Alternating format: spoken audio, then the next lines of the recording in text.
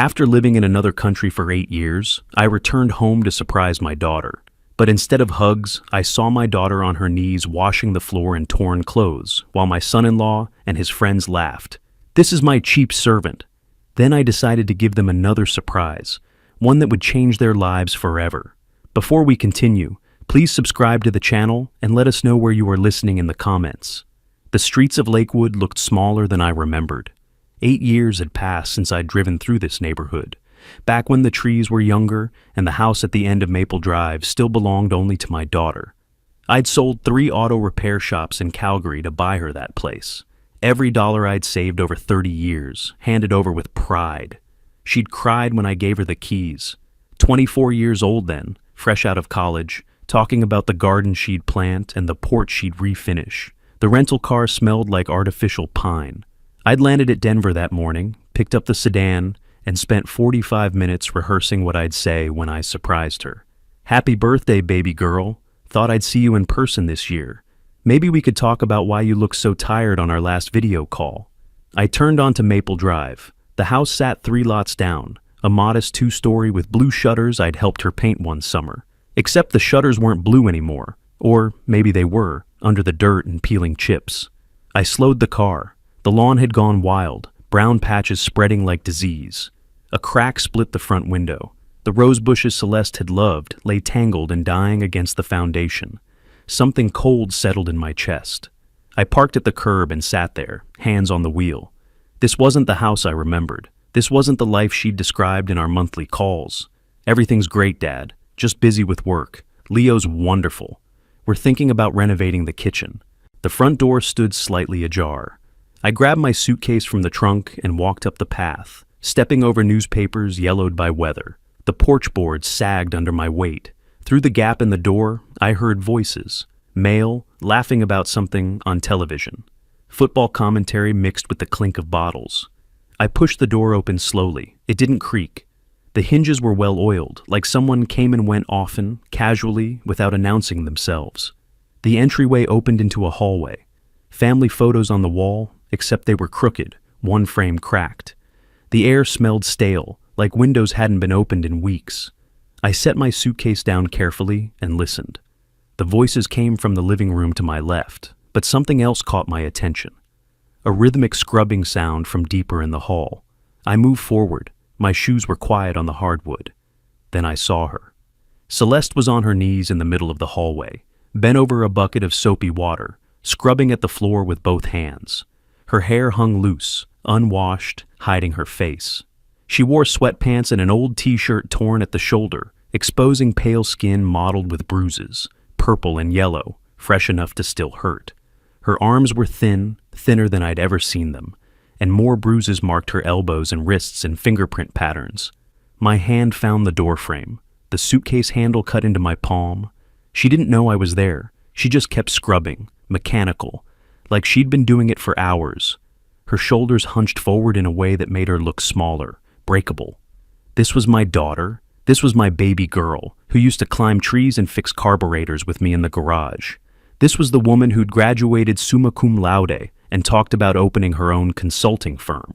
From the living room, a man's voice cut through the air, sharp and mocking. "You missed a spot near the corner, sweetheart. Do I need to come show you how to clean properly again?" Another voice joined in, younger, laughing. "Man, you've got her well trained." The first voice again, louder now, dripping with contempt. "What can I say?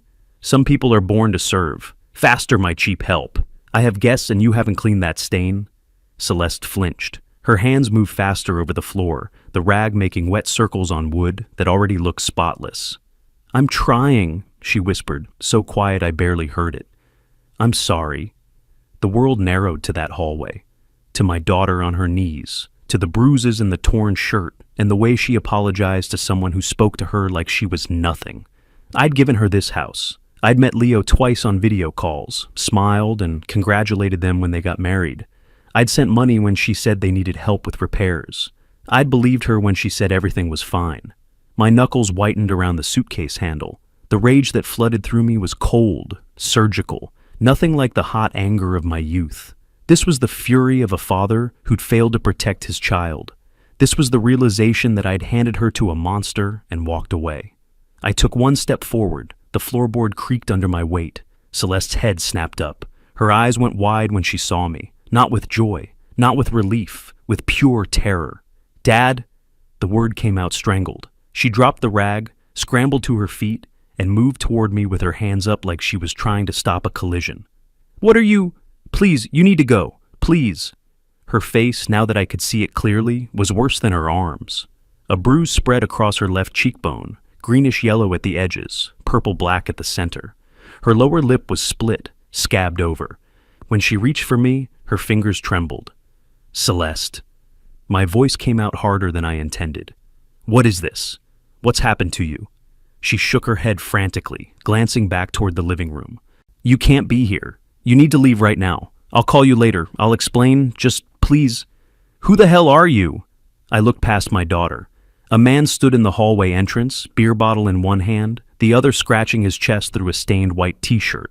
Tall, maybe 6'2", with a thick neck and the kind of casual arrogance that came from never being challenged. His eyes swept over me, dismissive, like I was a door-to-door salesman who'd wandered into the wrong house. "Did someone invite you into my house?" He took a step forward, setting the bottle on the hall table. Behind him, 2 other men appeared in the living room doorway, watching. I moved around Celeste, keeping my body between them. "Your house? I'm Porter Hudson, Celeste's father." Something flickered in his expression. Recognition, then calculation, then a slow, mean smile. "Oh, the famous father from Canada." He drew out the word famous like it was a joke. "Finally decided to show up? Well, old man, this is my home now. My wife, my rules." The way he said "my" turned my stomach, like she was property, like the house I'd bought with 3 decades of work had become his the moment he put a ring on her finger. "Your wife has bruises," I said, my voice low and controlled. "Want to explain that?" He laughed, actually laughed. Then his expression hardened, and he took another step toward me, close enough that I could smell the beer on his breath. "Want to explain breaking into my house? That's trespassing, old man. Henry..." He glanced back at one of his friends. "Call the cops. We got a trespasser." "Dad, please." Celeste's voice cracked. She grabbed my arm, pulling me toward the door. "Just go. It's fine. Everything's fine." I turned to her, and the desperation in her eyes hit harder than anything Leo had said. She wasn't asking me to save her. She was begging me to leave her here with him. "Fine." I couldn't keep the disbelief out of my voice. "Look at yourself." Leo moved fast for a big man. His hand clamped around my upper arm, and he shoved me hard toward the front door. I was 64 years old, and he was in his 30s, and the force of it sent me stumbling backward. I caught myself against the doorframe. "She said leave," Leo growled, his face inches from mine now. "This is my house, old man. Papers have my name on them. If you don't want real problems, get out, now." I could have swung. Part of me wanted to. But there were 3 of them and 1 of me, and I'd been in enough fights to know when the odds were bad. More than that, I needed to understand what I was dealing with. Needed to think. I looked past Leo to Celeste. She stood in the hallway, arms wrapped around herself, staring at the floor. She wouldn't meet my eyes. "We'll see whose house this is," I said quietly. Leo shoved me through the doorway. I caught my balance on the porch, heard him slam the door behind me, heard the lock click. I stood there for a moment, my luggage still inside, my daughter trapped in there with him. Then I walked to the rental car and got in. My hands shook as I started the engine. Not from fear, from rage so pure it made my vision blur at the edges. I pulled away from the curb slowly, watching the house in the rearview mirror. Leo appeared in the front window, arms crossed, watching me leave like he'd won something. "The papers have my name on them." That sentence echoed in my head as I drove to the end of the block and turned the corner. I pulled over, killed the engine, and sat there gripping the steering wheel until my knuckles ached. I'd bought that house. Every nail, every shingle, every inch of that property came from my money, my work, my sacrifice. And somehow, in 2 years of marriage, he'd gotten his name on the deed. He'd turned my gift to my daughter into a weapon to control her. The bruises weren't accidents. The way she'd flinched when he raised his voice. The way she'd begged me to leave instead of asking me for help. This had been going on for a while, long enough that she'd stopped fighting, long enough that she believed she deserved it, or that no one could save her, or that trying to escape would only make things worse. My phone was in my pocket. I could call the police, report domestic violence. But Celeste had looked at me with those terrified eyes and told me everything was fine. She'd defend him. I knew she would. And he'd make sure I never got close to her again. I needed proof. I needed leverage. I needed to understand exactly what I was up against before I moved. I pulled away from the curb and drove. No destination in mind, just movement to keep the rage from consuming me whole. The afternoon sun cast long shadows across the streets. Somewhere in that house, my daughter was probably being punished for my visit. Somewhere in there, Leo was reminding her who was in charge. I wasn't going back to Canada, not yet. Not until I'd taken back everything he'd stolen. I drove into downtown Denver as the sun dropped behind the mountains, painting the sky in shades of copper and ash. The Hampton Inn sat on a busy corner, the kind of place business people stayed when traveling on a budget. I checked in, took the key card from a clerk who barely looked at me, and rode the elevator to the 4th floor.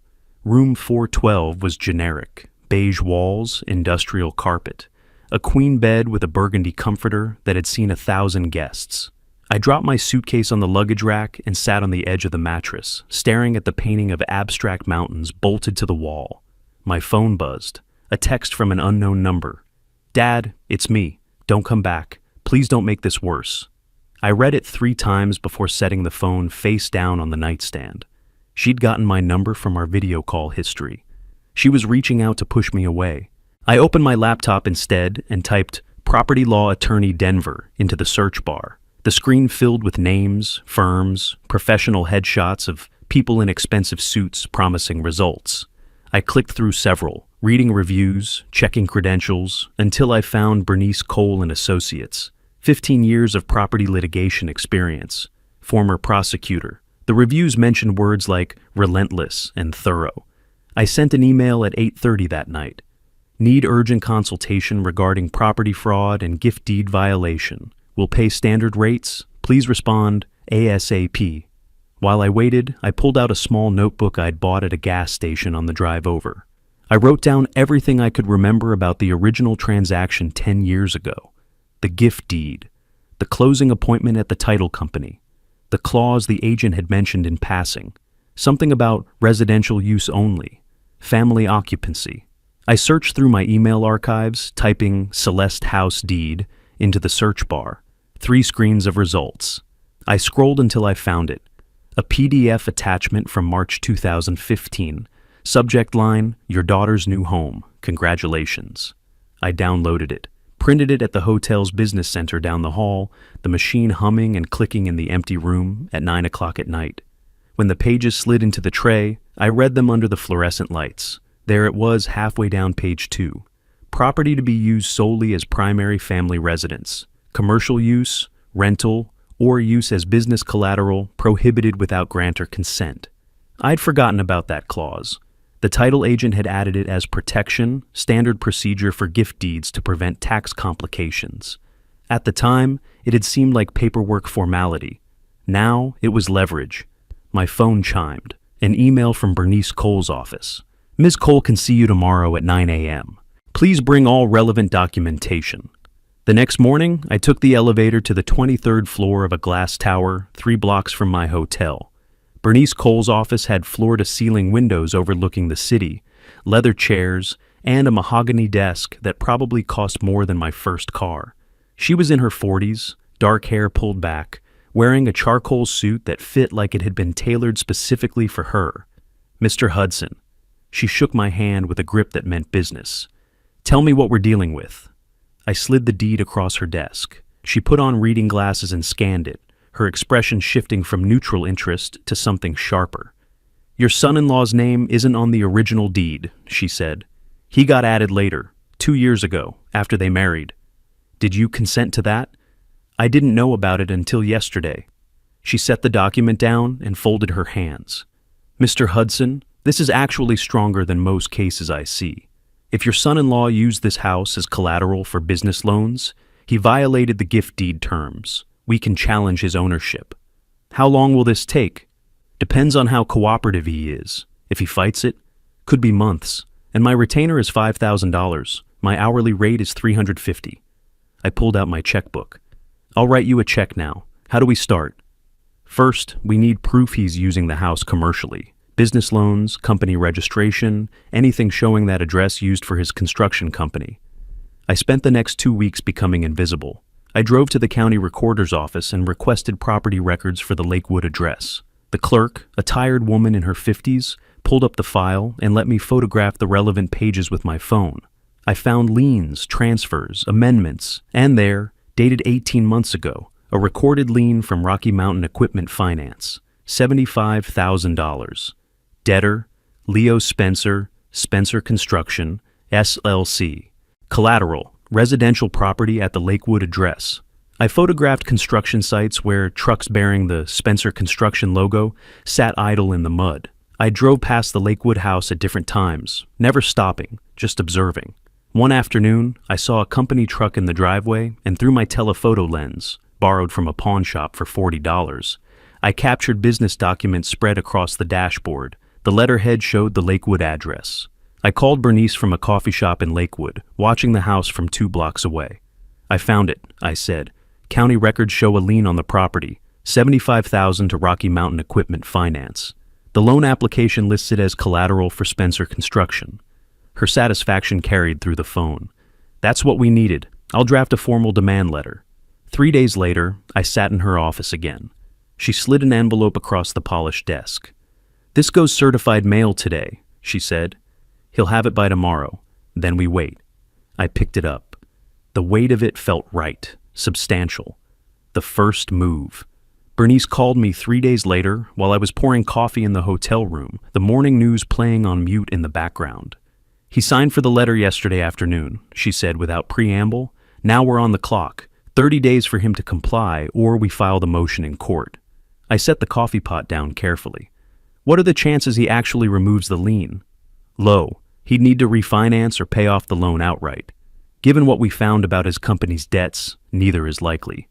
After we hung up, I sat at the small desk and imagined Leo opening that envelope, seeing the law firm letterhead, reading the demand.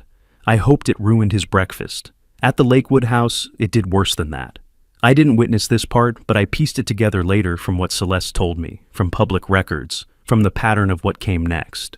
Leo had opened the certified mail in the living room, Henry sitting on the couch beside him, both of them drinking beer, even though it was barely 10 in the morning. Leo read it once, laughed, and tossed it onto the coffee table. "Your father's pathetic," he'd said to Celeste, who was washing dishes in the kitchen. "He thinks he can threaten me? This is my house. I've put work into this place. He abandoned you for 8 years, and now he wants to play hero?" Celeste had dried her hands on a dish towel, voice quiet. "Maybe you should talk to a lawyer." "I have a lawyer." Leo had waved the letter dismissively. "This is nothing, just an old man having a tantrum." But 2 hours later, Leo sat in Tom Brewster's office, a cramped room above a sandwich shop in Aurora, nothing like Bernice's downtown tower. Tom was 50-something, with a comb-over and coffee-stained ties, the kind of attorney who handled small business contracts and traffic tickets. Tom read the letter twice, his expression souring. "Leo, this isn't nothing," he'd said. "If the original deed had conditions and you violated them, they might have a case. When did you put the house up as collateral?" 2 years ago. I needed equipment. The house is in both our names. I had every right. Did your wife know you were using it as collateral?" Leo had gone silent. Then, "What does that matter?" Tom had leaned back in his chair, which squeaked. "It matters because it establishes intent. Look, you need to either comply with this demand or prepare for a fight, and fights are expensive." Over the next 10 days, Leo tried to comply.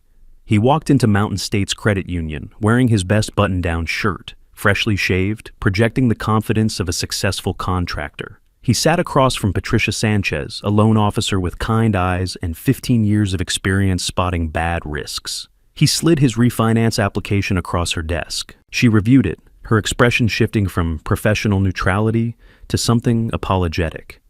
"I'm sorry, Mr. Spencer," she said. "With your current debt load and recent missed payments, we can't approve a refinance of this size." Leo leaned forward. "But I have collateral. The house is worth $450,000. The issue isn't collateral, it's your ability to repay. Your company shows negative cash flow for the last 2 quarters. He tried 2 more banks, then a credit union, then a predatory lender who offered him 15% interest on a loan he couldn't afford even if they approved it, which they didn't. Spencer Construction was drowning in debt, $180,000 spread across equipment loans, unpaid supplier invoices, and 3 maxed-out business credit cards. Leo had been juggling payments for 6 months, robbing Peter to pay Paul, keeping the whole operation afloat through sheer stubbornness and increasingly creative accounting. The demand letter had pulled the rug out from under him. 2 weeks after receiving it, late on a Thursday night, my phone rang. Unknown number. I almost didn't answer. "Dad?" Celeste's voice was barely a whisper. I heard running water in the background, a faucet turned on high. "Celeste?" I sat up in bed, heart accelerating. "Are you okay? Please." Her voice cracked. "Just stop this. He's breaking things. He's screaming. Please." "Celeste, I'm doing this for you. You can't see it now, but—" "No, you don't understand." A crash in the background. Leo's voice, muffled but angry. "Who are you talking to? I have to go." The line went dead. I called back immediately. It went straight to voicemail. I stood at the hotel window, pressing my forehead against the cold glass, watching the lights of Denver spread out below me like a circuit board. Somewhere out there, in that house I'd bought with every dollar I'd saved, my daughter was terrified. Because of me, because of what I was doing. But if I stopped now, she'd be trapped forever. I pulled up Bernice's number. It was past midnight, but I texted anyway. "We move forward. File the motion as soon as the 30 days are up. No delays." The response came within seconds. "Understood." I set the phone down on the windowsill and looked out at the city. My reflection stared back at me from the dark glass. A 64-year-old man who'd once thought buying his daughter a house would keep her safe. Across town, in that house I'd paid for with 30 years of labor, my daughter was afraid. But soon, she wouldn't have to be. Soon, Leo Spencer would learn what it meant to take something from someone who knew how to take it back. Bernice's office phone buzzed while we were reviewing the deed reversal motion. She glanced at the screen and her expression shifted. Not alarm exactly, but the tight focus of someone recognizing a problem. "What is it?" I asked. She turned the phone toward me. "Your son-in-law just filed for a restraining order." I read the notification twice. Leo Spencer versus Porter Hudson. Petition for restraining order. Allegations, harassment, threats, unwelcome intrusion into family home. "He's trying to box you out," Bernice said, setting the phone down. "Smart move, actually. If he gets this order, you can't come near the house while we're litigating the deed." "Can he win?" "Depends on what evidence he presents. Did you threaten him in any way during your confrontation?" I thought back to that moment at the door. I told him we'd see whose house it was, that's all. "That's vague enough. We'll fight it." She pulled up her calendar. "Hearing set for late April, 3 weeks. Until then, stay away from the property." I spent those 3 weeks preparing. If Leo wanted to play defense, I'd keep attacking from different angles. The Jefferson County Assessor's Office occupied a bland government building off Highway 6. I parked in the public lot and spent 2 hours at a computer terminal in the records room, scrolling through property tax databases. The information was all there for anyone willing to look. Payment history, assessment values, liens. The Lakewood house had $8,500 in delinquent property taxes, 2 years' worth. Leo hadn't paid a cent since taking ownership. I wrote an anonymous letter that evening at my hotel, simple and factual. Property at address has unpaid taxes totaling $8,500. Owner, Leo Spencer. Tax ID, number. I mailed it from a post office in Aurora the next morning. Then I turned my attention to Leo's business debts. Public records showed Spencer Construction LLC, with liens from multiple creditors. I made a list, looked up contact information, and started making calls. Jim Hendricks owned Denver Building Supply, a warehouse operation in Commerce City. He met me in his cluttered office, surrounded by catalogs and invoices stacked on metal shelving. "I understand Leo Spencer owes you $85,000, I said. Jim leaned back in his chair, which creaked. "Word travels. Yeah, he owes me. 4 months behind. I've threatened to sue, but lawyers cost money, and Spencer's probably judgment-proof anyway. I'd like to buy that debt." His eyebrows went up. "Why would you want to do that? He's not paying." "I have my reasons. I'll give you $60,000 cash, That's 70 cents on the dollar. Today. Jim studied me, calculation happening behind his eyes. You know he'll probably still default. That's my problem, not yours. Do we have a deal? He thought about it for maybe 30 seconds. Then he pulled out a file. Let me get the paperwork. I made the same offer to Randy Cooper at Mountain Equipment Rentals. $55,000 in debt, I paid $35. By the end of the week, I owned $140,000 of Leo Spencer's obligations. The restraining order hearing happened on a gray Tuesday morning. The courtroom was small, just a dozen seats in the gallery. Leo sat with Tom Brewster at one table, both of them in wrinkled suits that had seen better days. Bernice and I took the other table. Judge Sarah Matthews presided, a stern woman in her 50s with reading glasses on a chain around her neck. She reviewed the petition while we waited. Mr. Brewster, she said finally, your client alleges harassment and threats. Present your evidence. Tom stood, adjusting his tie. Your Honor, Mr. Hudson appeared uninvited at my client's home, made threatening statements, and has since initiated a frivolous lawsuit designed to harass my client and his wife. The judge looked at me over her glasses. Mr. Hudson, is it true you entered their home without invitation? I stood. Yes, Your Honor, to surprise my daughter on her birthday. I found her injured and afraid. Bernice rose smoothly beside me. Your Honor, we have photographs taken that day showing significant bruising on Mrs. Spencer's face and arms. Mr. Hudson's concern was legitimate. She slid printed photos across the bench. I'd taken them on my phone that first day, barely thinking about it, just documentation of what I'd seen. Now they became evidence. Judge Matthews examined them, her expression hardening. These are concerning. Mr. Brewster, does your client have an explanation for these injuries? Tom fumbled with his papers. My client states his wife is clumsy, had a fall. I'm denying the restraining order. Judge Matthews cut him off. Insufficient evidence of harassment or threats. However, she looked at both sides. Both parties will conduct themselves through proper legal channels. No direct contact. All communication through attorneys. Understood? We both acknowledged. Leo's face had gone pale. We walked down the courthouse steps into the April sunlight. Bernice stopped at the bottom, pulling on her sunglasses. So what now? She asked. I pulled the debt assignment papers from my briefcase. Now I'm his creditor, and it's time to collect. Her smile was quick and sharp.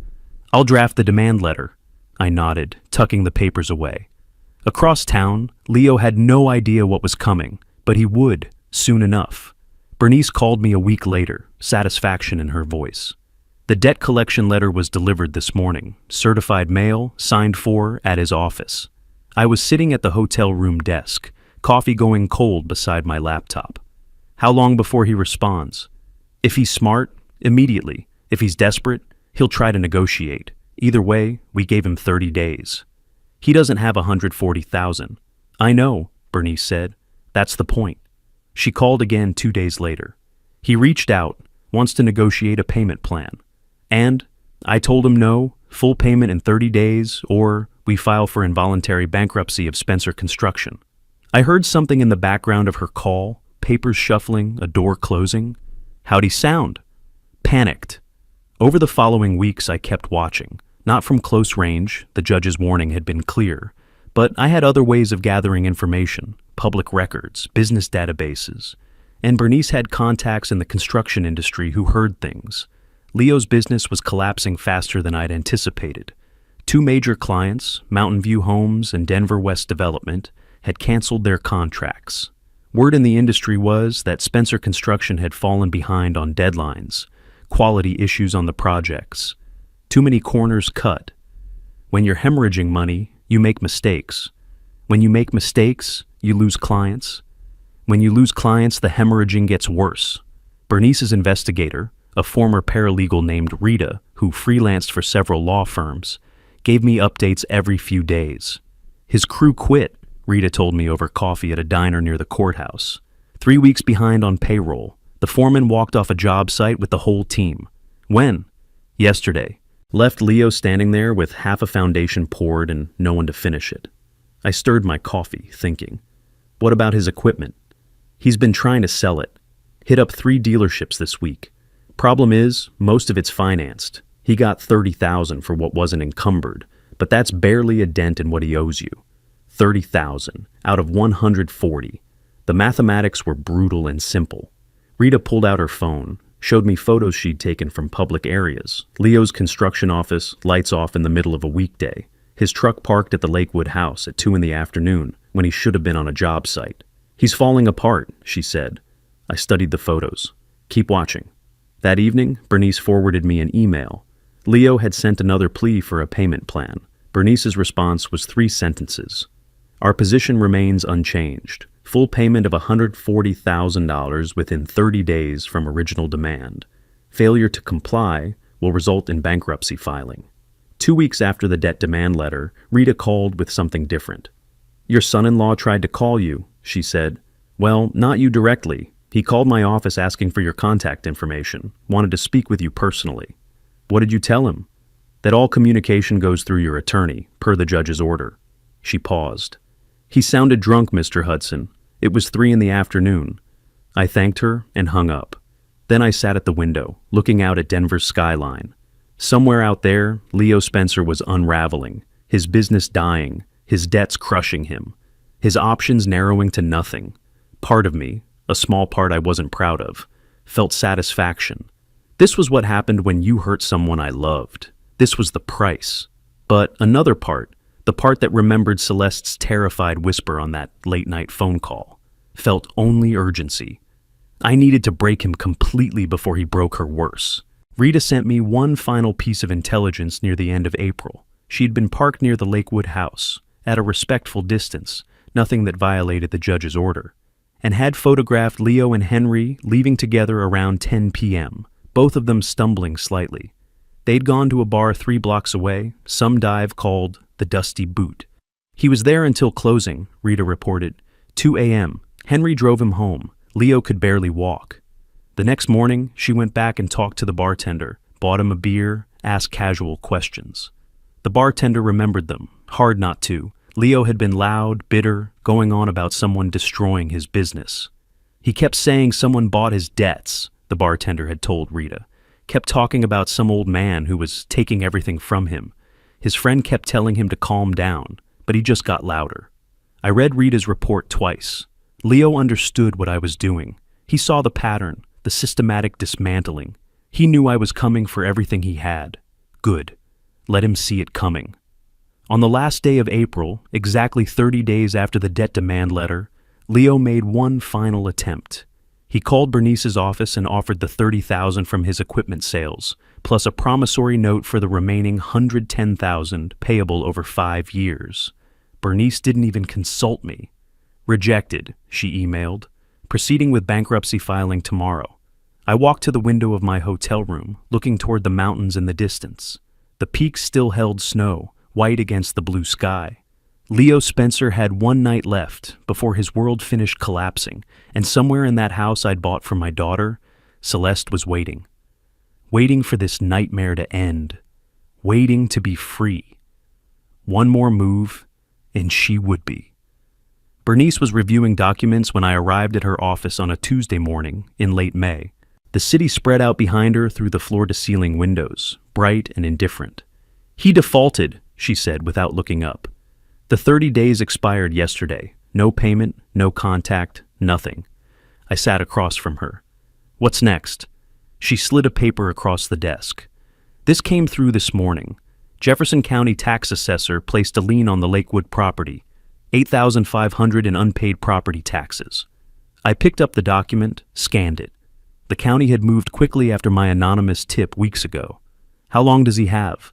90 days to pay or it goes to tax auction. Though with the deed dispute already in motion, this complicates things. I set the paper down, thinking. Or simplifies them. Make him an offer. I'll pay the tax debt and forgive $40,000 of what he owes me. In exchange, he vacates the house and signs a quitclaim deed. Bernice looked at me over her reading glasses. That's generous, actually, more than he deserves. It's not about generosity. It's about my daughter getting out of that house. She nodded slowly. I'll draft it today. The offer went out that afternoon. Tom Brewster called Leo within an hour of receiving it. I wasn't on the call, but Bernice told me about it later, how Leo had paced his small office, how his voice had risen steadily as Tom read the terms. What? He wants me to just leave? Sign away my rights to the house? Tom had tried to be reasonable. In exchange for paying the tax lien and forgiving $40,000 in debt. Leo, that's $60-some thousand. You should consider it's blackmail. He's holding the house hostage. Legally, it's a settlement offer, and frankly, you don't have many options here. Leo's response had been immediate and final. Tell him no. Tell that old man I'm not going anywhere. This is my house. Bernice relayed this to me that evening. I stood at my hotel window, looking at nothing in particular. He'll lose it anyway, I said. I know, but he can't see that yet. I made another call the next day, not to Bernice this time. I contacted Denver's Building and Safety Department, spoke to someone in code enforcement, asked general questions about how to report potential violations. The clerk was helpful, professional.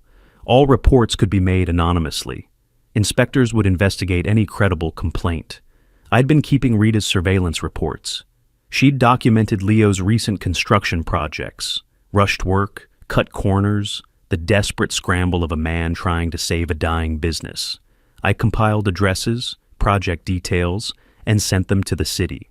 3 days later, Luis Rodriguez from Building and Safety showed up at one of Leo's job sites in Aurora. Leo was there, trying to coordinate the few workers he had left. Rodriguez wore a hard hat and carried a clipboard, his department camera hanging from a strap around his neck. "Mr. Spencer?" Rodriguez had walked the foundation, photographed the electrical panel, checked permit records on his tablet. "These footings aren't to code. Where's your inspection sign-off for the foundation pour?" Leo had scrambled for answers. The inspector signed off. I have the paperwork somewhere. I don't see any record of it. And this electrical panel, who did this work? This isn't up to code either. Look, I can fix whatever needs fixing. I'm issuing a stop work order. You'll need to hire a licensed electrician, get the footings inspected and potentially redone, and reapply for permits. There's also a $15,000 fine for unpermitted work. Rodriguez visited 2 more job sites over the next week. Each time, he found violations. Each time, he placed red stop work stickers on gates and doors. Each time, he added fines to Leo's mounting debts. Rita sent me photos. Leo sitting in his truck outside a stopped project, staring straight ahead. Leo on his phone, probably listening to angry clients. Leo retrieving a crumpled paper from a trash can, the settlement offer he'd rejected. Then Henry called me, actually called my phone, which surprised me enough that I answered. "You don't know me," he said, "but I'm Leo's friend, and I think you should stop." "Stop what?" "Whatever you're doing, he's losing it. He knows you're behind everything, the debts, the taxes, the inspections. He's talking about you constantly." "He's right," I said. "I am behind it." Henry was quiet for a moment. "Look, I don't know what happened between you two, but he hurt my daughter for 2 years. That's what happened." Another pause. "I didn't know it was that bad." "Now you do." I hung up. Bernice called that evening while I was eating takeout at my hotel room desk. "He rejected the offer," she said, "officially in writing, and he filed for Chapter 7 bankruptcy this afternoon. He's trying to protect the house as his primary residence." I set down my fork, the food suddenly tasteless. "Can he?" "Not if we prove fraud and how he got on the deed. I'll need Celeste to testify." I closed my eyes. That was the piece I'd been avoiding, the one thing I couldn't orchestrate or control. Celeste would have to stand up in public, in front of Leo, and tell the truth about what he'd done. "Set it up," I said. The line was quiet for a moment. "Porter, you know what you're asking of her?" "I know." My voice came out rougher than I intended. "But it's the only way." I'd moved out of the hotel in late June, into a small 1-bedroom apartment in Capitol Hill. Nothing fancy, furnished by the previous tenant, a worn couch, and a kitchen table with 3 chairs. But it had a window that let in morning light, and it cost less than the hotel. I was conserving resources now. This fight had already cost me more than money. The hearing was set for July 15th. Bernice called me 2 weeks before to tell me Celeste had agreed to testify. "How did she sound?" I asked. "Scared, but ready." Bernice paused. "Porter, if she breaks down on the stand, she won't. You can't know that. She's my daughter, I know." The morning of the hearing, I woke before dawn, made coffee I didn't drink, changed shirts twice, arrived at the courthouse 40 minutes early, and sat on a bench in the hallway, watching people pass, Lawyers with briefcases, families with worried faces, a man in an orange jumpsuit shuffling between guards. Then I saw Celeste. She walked down the hallway with Bernice, wearing a simple gray dress I didn't recognize. She'd lost weight since February. Her face was drawn, shadows under her eyes. But she was walking upright, shoulders back, and when she saw me, she met my gaze without flinching. I stood, wanted to pull her into my arms, hold her like I used to when she was small, but she was fragile still, and we were in public, and I didn't know if she'd welcome it. "You don't have to do this," I said when she reached me. "We can find another way." Her voice was quiet but steady. "There is no other way, and I'm tired, Dad. I'm so tired." Inside the courtroom, we sat at one table, Leo and Tom Brewster at the other. Leo wouldn't look at Celeste, or couldn't. His jaw was tight, his hands flat on the table like he was holding himself down. Judge Karen Henderson presided, a woman in her 50s with steel gray hair and no-nonsense eyes. She reviewed the bankruptcy filing, then looked at Bernice. "Counselor, you're challenging the inclusion of the Lakewood property in the bankruptcy estate?" "Yes, Your Honor. We contend the respondent obtained ownership through coercion and fraud." "Proceed." Celeste took the witness stand. Her hands were folded in her lap, fingers laced tight. She didn't look at Leo, just at the judge, then at Bernice. "Mrs. Spencer," Judge Henderson said, "can you tell the court how your husband came to be listed as co-owner of the property?" Celeste's voice was barely above a whisper, but clear. 3 weeks after we married, Leo said we needed to update the paperwork. He said married couples share everything. I didn't know I could say no. "Did he pressure you?" "He said if I didn't trust him enough to share the house, maybe I didn't trust him enough to be married. He was angry when he said it. I was afraid." Bernice stood. "Your Honor, I'd like to submit medical records spanning the past 2 years, 6 documented emergency room visits, multiple instances of injuries Mrs. Spencer attributed to falls or accidents." She spread the records across the judge's bench. I'd seen them before. Bernice had shown me copies. But sitting there, watching the judge review them, each page felt like another weight lifting from my chest. Evidence, proof, the truth finally visible. Tom Brewster tried. "Mrs. Spencer, isn't it true you willingly signed the deed modification?" Celeste looked at him for the first time. "I signed it.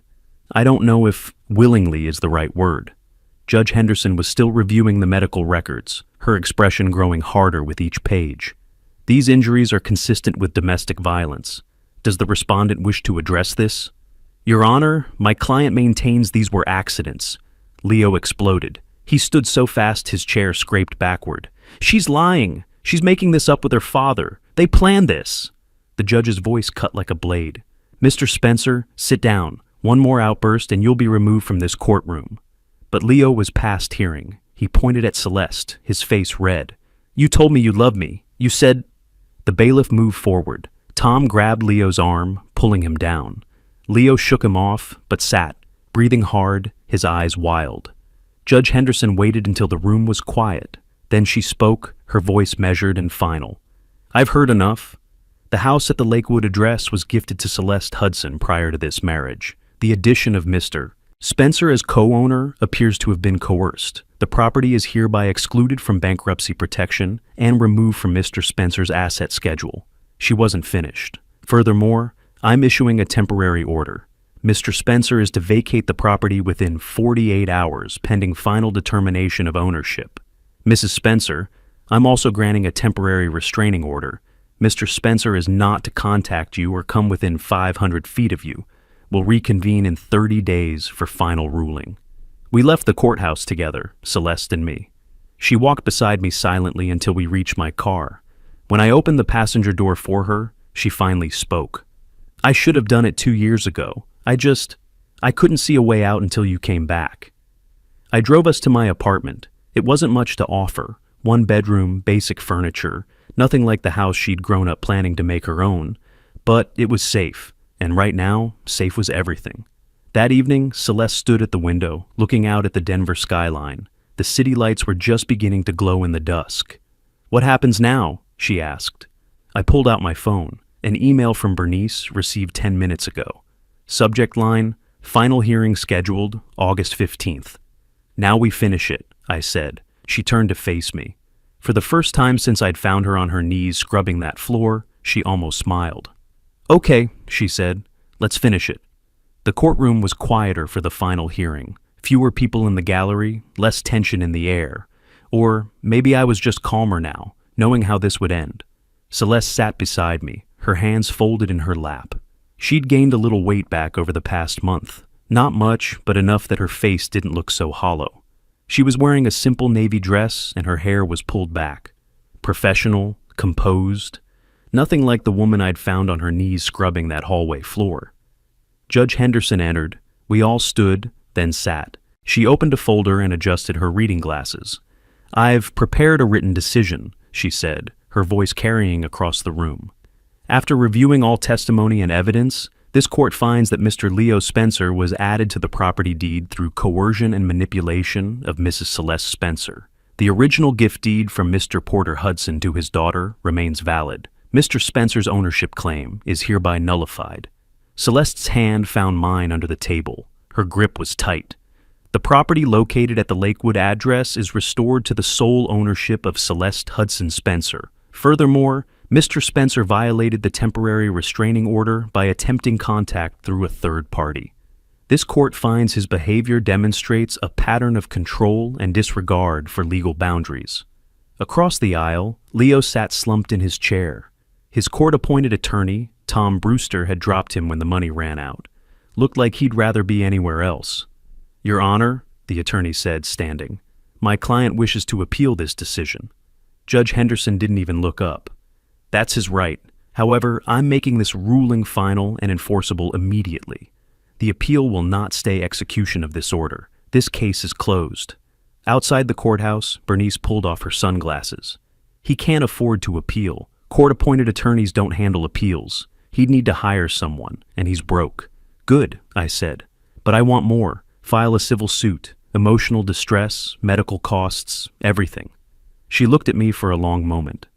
"That could take another 6 months to a year." "I don't care. He needs to pay for what he did. Not just lose the house. Actually pay." The Jefferson County Administration Building was less impressive than the courthouse. Beige concrete, fluorescent lighting, clerks behind bulletproof glass. I slid the cashier's check across the counter. $8,500. The clerk processed the payment, her fingers clicking across her keyboard. "That's $8,500. Let me print your receipt. The lien will be released within 5 business days."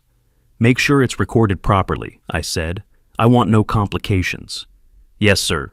This closes the matter. Property taxes are current." I folded the receipt into my wallet. One more piece cleared away. At Bernice's office later that week, Celeste signed the new deed. Just her name on the line, no one else's. "It feels strange," she said, pen hovering. "Signing my own name, just mine." Bernice smiled, not her usual sharp professional smile, but something gentler. "This is how it was supposed to be 10 years ago. Now it's right." Celeste drove herself to therapy twice a week. I'd offered to take her, but she'd declined. "I need to do some things on my own," she'd said. So I respected that, though I made sure she had my number, that she knew I was available. After one session, she came to my apartment. I made coffee and we sat at my small kitchen table. "How was it?" I asked. She looked tired. "Hard." She asked me to talk about everything, but I think I need to. "You don't have to tell me anything. Just know I'm here." "I know, Dad." Her voice was soft. "Thank you." The civil suit moved through the courts more slowly than the property case. Bernice kept me updated, filings, responses, motions. Leo's court-appointed attorney tried to fight it, but had no real ammunition. The medical records spoke for themselves. In October, the judgment came through. $25,000, $500 a month for 5 years. "Will he pay?" I asked Bernice on the phone. "He'll have to. The court will make sure of it. He's working construction day labor now. They'll take it right from his checks." Spencer Construction officially dissolved. I saw the paperwork when Bernice forwarded it to me. Leo had filed the dissolution himself, checked boxes on state forms, ended what had once been his identity. Henry told someone who told Rita, who told me that Leo was living in his spare room, sleeping on a futon, doing demolition work for $12 an hour. The information felt distant, unimportant, like hearing about someone you'd gone to high school with but barely remembered. In late August, Bernice handed Celeste the keys to the house. New keys, we'd had the locks changed as soon as the judge signed the order. Celeste held them in her palm, staring at them like they might disappear. "When do you want to go back?" I asked. She took a breath. "Tomorrow, but I don't want to go alone." "I'll be with you," I said. She looked up at me. "Will you help me make it different? Paint the walls, change things? I don't want it to look like it did when he was there," I finished. She nodded. "We'll make it yours again," I promised. "Completely yours." The house smelled stale when we opened the door. 5 weeks of being empty, windows closed, air conditioning off. Celeste stood in the entryway, not moving, just looking. "It's okay," I said quietly. "It's just a house now. He's not here." She nodded and stepped inside. We started with paint. Celeste chose the colors: warm cream for the living room, soft blue for the bedroom, pale yellow for the kitchen. We taped off trim, spread drop cloths, opened windows to let air move through. "The cream or the light blue?" she asked, holding samples against the living room wall. "It's your house, your choice." She studied them both. "The blue then. He always said blue was too soft." "Then it's perfect." We painted for 3 days, rolled over the dark gray Leo had chosen, covered it with light and warmth. Celeste worked steadily, methodically, and I could see her shoulders relax as each wall transformed. "I have a job interview tomorrow," she said while we were painting the kitchen. Casual, like she was mentioning the weather. "Accounting firm downtown. Bernice's friend recommended me." "That's great. You majored in accounting, didn't you?" 10 years ago." She moved her roller up and down in even strokes. "Leo said I didn't need to work, that he'd take care of everything." A pause. "I should have known then." "You know now. That's what matters." The furniture went next. I hauled the old couch out to the curb, Leo's choice, stained and sagging. When I came back inside, Celeste was sitting on the floor where it used to be, looking at the empty space. "You all right?" I asked. "Yeah." She stood up, brushing off her jeans. "Just noticing how much bigger the room looks without it." We bought new furniture together. Nothing expensive, just clean and simple. A cream-colored couch, a small dining table, a bed frame for Celeste's room that she picked out herself, running her hand along the wood before nodding. "This one." The interview was on a Thursday. I drove her to the office building downtown, waited in the lobby with my phone while she went up to the 14th floor. 40 minutes later, she came back out with a cautious smile. "They offered me the position." "That's wonderful. I start in 2 weeks. I'll need to refresh some things, learn their software, but..." She looked at me. "Dad, I'm going to have a job." "You're going to have a life," I said. I made my own decisions during those weeks, called my former employer in Calgary, told them I wouldn't be returning. I appreciate the opportunity, but I need to stay in Colorado, family reasons. Found a small apartment 3 miles from Celeste's house. 1 bedroom, basic kitchen. But the rent was reasonable, and the landlord didn't ask many questions. I signed the lease on a Tuesday afternoon, handed over first month's rent, took the keys. When I told Celeste, she looked worried. "Dad, you don't have to give up your job for me." "I'm not giving it up. I'm choosing something more important, and I can consult from here. I've already had 2 calls from shops in Denver." "You're sure?" "I'm sure. I left once. I won't do it again." Bernice called in mid-August with news I passed along to Celeste almost as an afterthought. Leo left the state. His last payment came from an Arizona address. Celeste was arranging books on her newly painted shelves. She didn't even turn around. Okay. That was all. Just okay. He'd become irrelevant. On a late August evening, we sat on the front porch in new chairs we'd bought together, simple wooden ones, painted white. I'd made coffee, brought out 2 mugs. The neighborhood was quiet, a few kids riding bikes down the street, someone mowing their lawn 3 houses down. Ordinary sounds. "Thank you," Celeste said, "for not giving up on me. I promised to protect you the day you were born, even if it meant fighting someone you loved." "I don't think I loved him." She spoke quietly, looking at her coffee. "Not really. I think I was just afraid. And I didn't know how to leave. You left. That's what counts. Because you came back. I should have come back sooner." She shook her head. "You came back when I needed you. That's enough." We sat in silence for a while, watching the light fade. The sky turned orange, then pink, then deep purple. "What will you do now?" I asked. Work, live, figure out who I am when I'm not afraid. She turned to look at me. Maybe that's enough for now. That's more than enough. The streetlights came on, one by one down the block. Automatic, reliable, like they did every evening. It's going to be okay, isn't it? Celeste said, not quite a question. Yes, I told her. It already is. The porch light came on above us, motion sensor I'd installed that afternoon. Celeste looked up at it. I like that, she said. That it turns on by itself. So, I never have to come home to a dark house. Simple things. Safety in ordinary moments. That's what I'd fought for. That's what we'd won. Across the state line, Leo Spencer was starting over in some small Arizona town, sending $500 a month to pay for the life he'd destroyed. I didn't think about him. Neither did Celeste. He'd taken 2 years from her, and we'd taken everything from him. The math wasn't equal, but it was just. And sometimes, that's the best you can hope for. We finished our coffee as the stars came out. February came around again, bringing with it the anniversary of the day I'd driven down Maple Drive and found my daughter on her knees. A year since everything had started. 6 months since it had ended. I pulled up to Celeste's house on a Saturday morning, the same house, but completely different. The lawn was green and trimmed, new rose bushes lined the foundation. Celeste had planted them in October, choosing varieties that bloomed in different seasons. The blue shutters had been repainted, bright and clean against the white siding. The crack in the front window was long gone, replaced with new glass that caught the morning sun. Celeste opened the door before I knocked. She was wearing jeans and a Colorado State sweatshirt, her hair pulled back in a ponytail. She looked healthy. Not just physically, though she'd gained back the weight she'd lost and her face had color again, but something deeper. She looked like herself. Right on time, she said, stepping aside to let me in. The interior transformation was even more striking. Every room had been touched, changed, made new. The walls we'd painted together now held framed photos, landscapes, abstract art, a black and white picture of the Rocky Mountains. The furniture we'd chosen sat arranged in configurations Celeste had changed and rearranged until they felt right. Books filled the shelves, plants sat in the windows, thriving.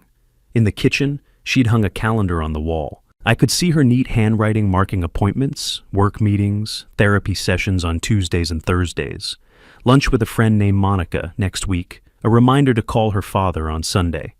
Coffee? She asked. Always.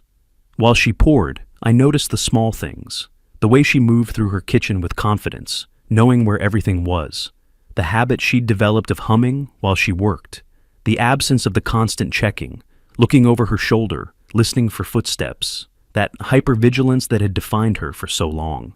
We sat at her kitchen table, the one we'd picked out together. How's work? I asked. Good, really good, actually. She wrapped her hands around her mug. They're giving me a bigger client to manage, manufacturing company, complex books. Richard said he trusts me with it. Richard was her boss. She'd mentioned him before. A deliberate, methodical man who appreciated thorough work and clear communication. The kind of boss who gave feedback and space to grow. That's excellent. I'm nervous, she admitted, but the good kind of nervous, the kind that means I care about doing it well. You will, she smiled. Dr. Chen says I'm making real progress. We're working on boundaries now, learning to recognize when people are being controlling versus just having preferences. It's harder than it sounds. Dr. Chen was her therapist, the woman she'd been seeing twice a week for 6 months. Celeste had mentioned her often, always with a kind of tired respect, like someone describing a tough but fair teacher. Are you sleeping better? I asked. Most nights. I still have bad dreams sometimes, but not as often. She took a sip of coffee. Last month I dreamed about the house being on fire. I woke up panicking, checking all the rooms. But then I realized it wasn't real. I was safe, and I went back to sleep. That's progress. Dr. Chen said the same thing. That recognizing the difference between past trauma and present reality is a big step. We talked about other things. My consulting work. I'd picked up 3 regular clients, shops that needed help with efficiency and management. Celeste's friend Monica, whom she'd met through a book club she'd joined, the garden Celeste was planning for spring, the vegetables she wanted to try growing. I got something in the mail yesterday, she said after a pause. From Arizona. I set down my mug. The payment? Yeah, $500 right on time. He's never missed one. She looked at me. Does that bother you, that he's actually paying? I considered the question. No, it means the system is working. He can't just forget what he did and move on. Every month he has to remember. I don't think about him much anymore, Celeste said. Sometimes I wonder if that makes me cold, like I should hate him more, or think about him constantly or something. It makes you healthy. He doesn't deserve space in your head. She nodded slowly. Dr. Chen says the opposite of love isn't hate, it's indifference. And I think I've gotten there. He's just someone who used to be in my life, someone who hurt me. But he's not in my life now. That's exactly right. Later, we drove to the hardware store. Celeste wanted to look at paint colors for the bathroom, the last room in the house she hadn't redone. We wandered the aisles, looking at samples, discussing the merits of seafoam, green versus pale aqua. What do you think? She asked, holding up 2 chips. Your house, your choice. She laughed. You always say that. Because it's always true. In the checkout line, I saw her notice a man arguing with his wife. Sharp words, a dismissive gesture. Celeste tensed slightly, her shoulders drawing up. But then she took a breath, deliberately relaxed, and looked away, choosing not to engage with someone else's toxicity, protecting her peace. Small victories. That's what recovery looked like. We loaded the paint into her car. She'd bought a used sedan in November, independence on 4 wheels. I followed her back to her house, helped her carry the supplies inside. You want to stay for lunch? She asked. I'm making soup. I'd like that. While she cooked, I assembled the new bathroom cabinet she'd ordered. Simple work, following instructions, using my hands. It was meditative, satisfying in its straightforwardness. No complexity, no hidden motives. Just screws and wood and the right tools for the job. Over lunch, Celeste told me about a date she'd gone on last week. A man named David she'd met through Monica. Coffee at a downtown cafe. Conversation about books and hiking trails and bad movies they had both loved as kids. Are you seeing him again? I asked. Maybe. He asked, and I said I'd think about it. She stirred her soup. Dr. Chen says I need to be careful not to rush into anything, to take time to really know someone before I trust them. But she also said I can't be afraid forever. There's a balance. Yeah, I'm trying to find it. She looked up at me. It's strange, you know, learning how to date in my 30s. I feel like I'm doing everything backwards. You're doing everything at the right time, your time. After lunch, I helped her start painting the bathroom. We worked in comfortable silence, the kind that comes from knowing each other well enough that words aren't always necessary. The seafoam green covered the old beige, transforming the small space into something brighter. When I left that evening, Celeste walked me to the door. The porch light was already on, motion sensor working perfectly. Same time next week? She asked. Same time. She hugged me, quick and tight. Thank you, Dad, for everything. You don't have to thank me. I know, but I want to. I drove back to my apartment as the sun set, painting the sky in shades of orange and purple.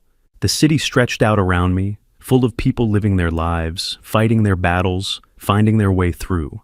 Somewhere in Arizona, Leo Spencer was probably finishing his shift at whatever construction site employed him now. He'd go home to whatever small apartment he could afford, write a check for $500, mail it to the address his court paperwork specified. 4.5 more years of that. Monthly reminders of what he'd lost. I didn't hate him anymore. Didn't think about him except in moments like this. And even then, only peripherally. He was a problem I'd solved, a threat I'd neutralized. The emotional energy I'd spent on destroying him had been rechanneled into building something better. Celeste had her house back, her life back, herself back. That was the point of everything. Not revenge for its own sake, but justice that created space for healing. Not tearing down for the satisfaction of destruction, but clearing ground so something new could grow. At my apartment, I made dinner, checked my email, read for a while before bed. An ordinary evening. Unremarkable in every way, except that it represented something I'd fought for. The right for my daughter to have ordinary evenings too. Safe, simple, boring, in the best possible way. My phone buzzed, a text from Celeste. Bathroom's done, looks amazing. Thank you for your help today. I typed back, anytime, proud of you. Her response came quickly. Proud of us both. I set the phone down and looked out my window at the Denver skyline, lights flickering on as darkness fell. Thousands of windows, thousands of lives, thousands of stories playing out behind glass and walls. This had been mine, a father who came back, a daughter who found her strength, a man who learned that sometimes love means fighting, and fighting means being strategic, patient, ruthless when necessary. I'd spent 8 years in Calgary building someone else's business, while my daughter suffered in a house I'd bought her as a gift. That failure would always be with me, a scar I'd carry, but I'd come back. I'd fought. I'd won. Not perfectly, not without cost, but enough. Celeste was healing. She was working. She was learning to trust herself again, to make choices, to build the life she wanted rather than the one someone else demanded. That was justice. That was enough. If you liked this story, please like this video, subscribe to the channel, and share your impressions of this story in the comments. To listen to the next story, click on the box on the left. Thank you for watching.